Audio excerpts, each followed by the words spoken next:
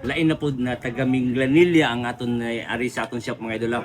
So mga idol, kani siya mga idol, gikan ni siya sa Barangay Lower Pakigni mga idol, Minglanilla, siyudad sa Subo mga idol. Mga idol, gabi pa ni sila na abot sa isla sa Bantayan mga idol kay ngano na may last trip. So karon nari na sila. So shout out din sa aton mga followers diya sa Minglanilla mga idol. Alright.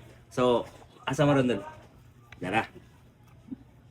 Ubay-ubay pa din yan dala mga idol. So aton i-check mga idol. Okay, ato yabo. Oh, silver. Wala na akong ari dring gold kay may Palawan man. Wala, aring gold mga idol. So ari mga gold. Gold. Ito lang ipang yabo daan dola. Kari pod. Okay. So unahan natin sa silver mga idol. Kani pure silver pero namin siya mga bato dola. Minus na lang niya. Silver. Silver. Doon sa kanan silver mga idol. O kani man pod. Kita ni mga idol. Mga idol, ang kani mga idol na siya tatak 18K GP. Subot pasabot anang 18K GP mga idol. Gold plated.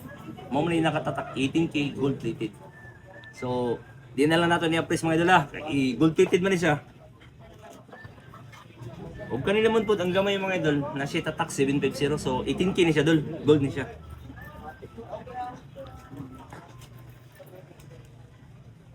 Maayo pa kayang mga singsing mga idol. Kani yang singsing mga idol 750 mga idol, 18 karat ni siya. So, check na nato niya. Ang karipod, K18.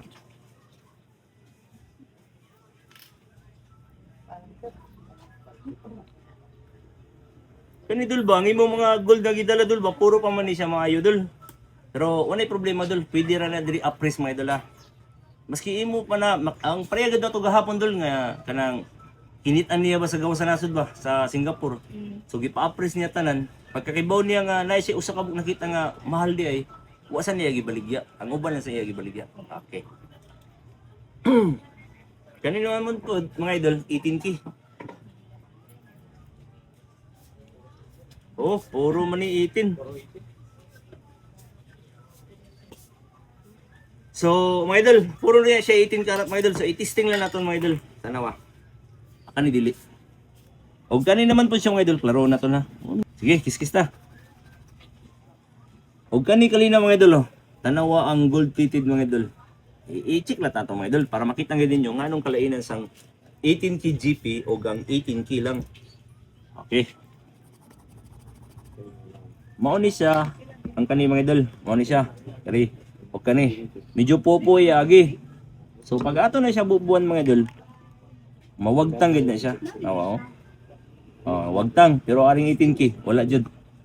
So kani siya ang idol, klaro gid kayo. Amo da mga idol basta may tatak ni nga GP mga idol. Butang ta 14K GP, 18K GP, but pasabutan na mga idol, gold plated ra na siya. Kay daghan mga mo tana ba mo message sa tuwa nga dol unsa man ni siyang naay 18K GP dol.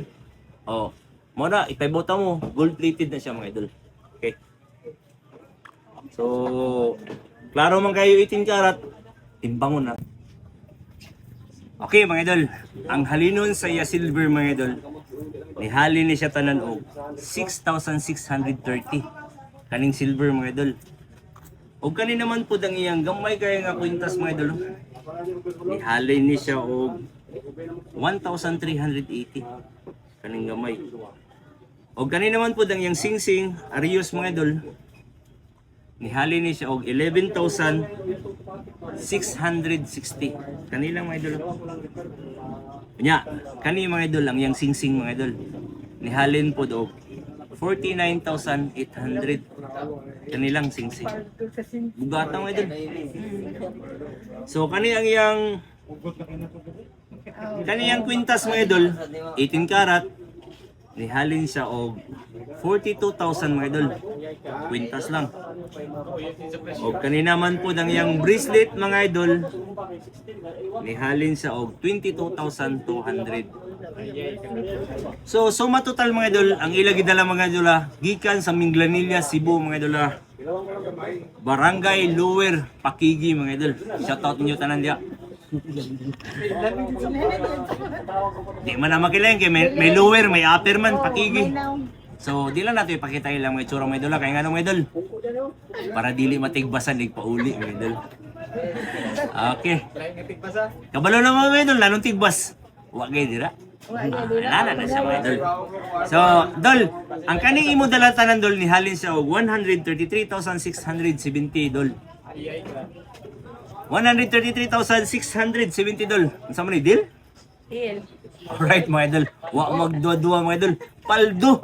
Kaya nga no mga idol, barato pa daw ilapalitan sa unang panahon mga idol. So, gold investment. Alright.